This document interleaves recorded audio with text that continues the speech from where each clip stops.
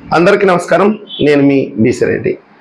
Vallabhaneni Vamsi arrest విషయంలో వాస్తవం ఎంత? వల్లభనేని వంశీని అరెస్ట్ చేశారు, ఆ తర్వాత తప్పించుకున్నాడు, పోలీసులే తప్పించారు, ఆ తర్వాత లుక్అవుట్ నోటీసులు ఇచ్చారు, ఆ తర్వాత ఆయన అమెరికాలో ఉన్నాడు, అమెరికాకి పోలీసు బృందం వెళుతుంది అరెస్ట్ చేయడానికి, ఆయన అనుచరుల్ని కొంతమందిని అదుపులోకి తీసుకున్నారు అని చెప్పి ఒక 2-3 రోజుల నుంచి బాగా ట్రెండింగ్ చేస్తున్నారు. ఇందులో వాస్తవం ఎంత? నేను అత్యంత కీలకమైన వ్యక్తుల నుంచి సేకరించిన సమాచారం, ఇది 100% నిజం. ఇప్పటి వరకు వల్లభనేని వంశీ మీద ఎలాంటి చర్యలు తీసుకోలేదు. ఆయన అరెస్టు కోసం ఎలాంటి బృందాలు ప్రయత్నించట్లేదు. ఆయన సేఫ్గా అమెరికాలో ఎంజాయ్ చేస్తున్నాడు. ఆయనే కాదు, చాలామంది పెద్దిరెడ్డి రామచంద్రారెడ్డి మొదలు ఆర్కే రోజా వరకు ఇక్కడ 5 సంవత్సరాల్లో దోచుకున్నదంతా తిని అది అరిగించుకోవడానికి విదేశాల్లో విహారయాత్రలు చేస్తున్నారు. కొంతమంది కార్పొరేట్ శక్తుల అండదండలు, అంటే తెలుగుదేశం పార్టీకి చెందినటువంటి కార్పొరేట్ శక్తుల అండదండలు ఉన్నవాళ్ళు మాత్రం ఆంధ్రాలోనే సేఫ్ సైడ్ ఇంట్లో హ్యాపీగా ఎంజాయ్ చేస్తున్నారు. ఇంకా ఏదన్నా రావాల్సింది ఉంటే వసూలు చేసుకుంటూ, దందాలు చేసుకుంటూ, బెదిరిస్తూ, తప్పుడు ప్రచారాలు చేస్తా ఆంధ్రాలోనే ఉన్నారు. అయితే వల్లభనేని వంశీని అరెస్ట్ చేసినట్టుగా ఈ విధంగా మెయిన్ స్ట్రీమ్ మీడియాలో కూడా, అంటే ఏబిఎన్, ఎన్టీవీ, టీవీ9 ఇలాంటి ఛానల్లో కూడా రావడానికి కారణం ఏంటి? అసలు ఎందుకు ఈ విధంగా దుష్ప్రచారం చేశారు అంటే, మీరు గతంలో మీకు చాలా బాగా గుర్తుంటుంది. వైఎస్ఆర్సిపి సోషల్ మీడియాలో కీలకమైనటువంటి ఒక వ్యక్తి కొన్ని విషయాలు చెప్పాడు ఒక యూట్యూబ్ ఛానల్లో. నాకు తెలుగుదేశం పార్టీ సోషల్ మీడియాలో ఉన్నటువంటి కీలకమైనటువంటి వ్యక్తులతో సత్సంబంధాలు ఉన్నాయి, వాళ్ళే మాకు తెలుగుదేశం పార్టీ యాక్టివిస్టుల సమాచారాన్ని మాకు అందిస్తారు, వాళ్ళ కుటుంబ వివరాలు, వాళ్ళ వ్యక్తిగత విషయాలు, వాళ్ళ ఫోన్ నెంబర్లు అన్నీ మాకు ఎప్పటికప్పుడు చేరవేస్తుంటారు. వాటి ఆధారంగానే మేము తప్పుడు వార్తలను ప్రచారం చేస్తాము, తప్పుడు పోస్టులు పెడతాము, వాళ్ళ వ్యక్తిగత విషయాల్లోకి వెళ్ళి వాళ్ళని బదనాం చేస్తామని చెప్పి గతంలో ఆయన చెప్పాడు. ఇప్పుడు ఆ వ్యక్తే వీళ్ళ ద్వారా తప్పుడు ప్రచారాలు చేపిస్తున్నారు. ఎందుకు చేపిస్తున్నారు అంటే, ఈ ప్రభుత్వం బలహీనమైనది, ఎటువంటి పరిస్థితుల్లో వీళ్ళు మా మీద ఎలాంటి చర్యలు తీసుకోరు, కాబట్టి మేము స్వేచ్ఛగా ఉన్నాము అని పరోక్షంగా చెప్పడం కోసమే, అంతే.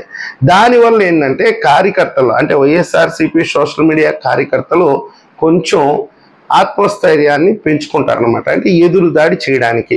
దాన్ని వీళ్ళు వ్యూహాత్మకంగా వైఎస్ఆర్సిపిలో ఉండేటటువంటి వాళ్ళు తెలుగుదేశం పార్టీలో వాళ్ళకి ఇన్ఫర్మేషన్ ఇచ్చే వాళ్ళ చేత ఈ విధంగా చేపించారు, అంతే. ఇందులో ఏ మాత్రం సందేహపడాల్సినటువంటి విషయం ఏం లేదు.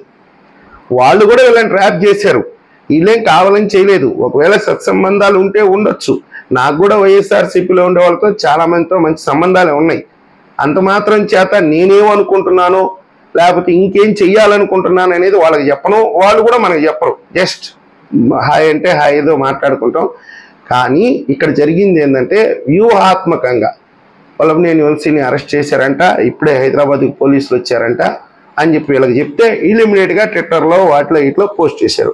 వీళ్ళని డిబేట్కి తీసుకుపోయి మాట్లాడించుకునేటటువంటి మీడియా ఛానల్ ఏం చేశారంటే, వీళ్ళు పెద్ద పెద్ద పోస్టులో ఉన్నారు, నిద్రలేస్తే మేము లోకేష్ గారితో ఉదయాన్నే ఫోన్ చేసి మాట్లాడతాము, అసలు ఆయన యువగళం పాదయాత్రకి మొత్తం దాని ప్లానింగ్ అంతా ఇచ్చింది మేమే, ముందుండి నడిపించాము, అసలు ఆ సభలో సమావేశాల్లో లోకేష్ అన్న ఏం మాట్లాడాలో చెప్పిందే మేము అని చెప్పుకుంటుంటారు. కాబట్టి ఆ మీడియా కూడా ఇలా నమ్మేసింది.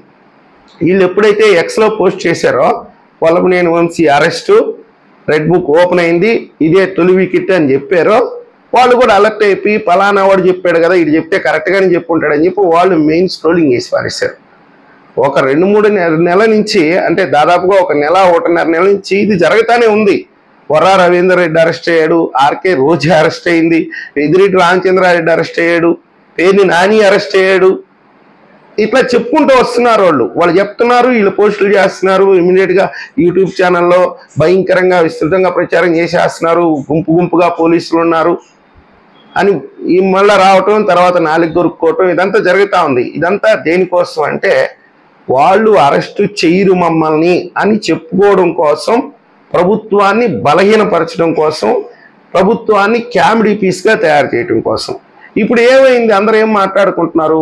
పోలీసులే వదిలేశారు వల్లభనేని వంశీని అంటున్నారు. అసలు పోలీసులకే సంబంధం లేదు.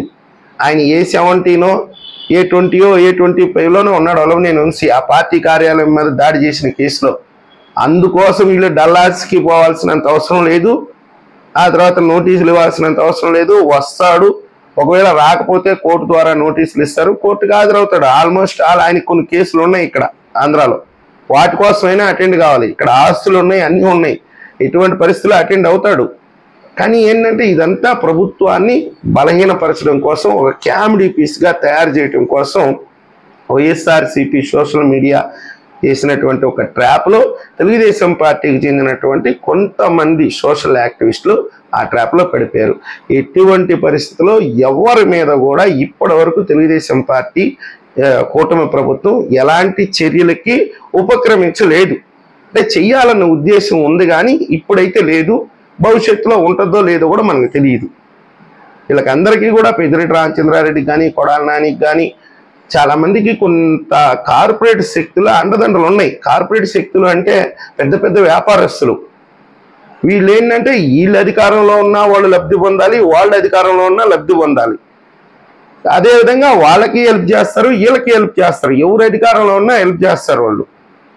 వాళ్ళు చెప్పినట్టుగా కొంత ఏ ప్రభుత్వం అయినా తల వంచక తప్పదు.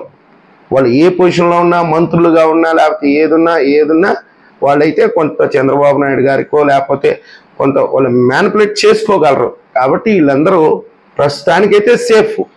మరి ఏం చేస్తారనేది కొద్ది కాలం వెయిట్ చేయాల్సిందే. ఈ తప్పుడు ప్రచారాలను మాత్రం ఎవరూ నమ్మొద్దు. మీరు కూడా నమ్మి మీ సోషల్ మీడియా ప్లాట్ఫామ్స్లో పోస్ట్ చేసి మీరు కూడా లోకు కావద్దు ఎవరికి కూడా. ఈ వీడియో మీకు నచ్చినట్లయితే లైక్ చేయండి, సబ్స్క్రైబ్ చేయండి. ధన్యవాదాలు.